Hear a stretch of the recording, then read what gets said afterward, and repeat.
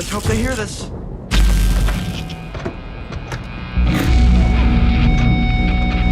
Chrissy, this is from you.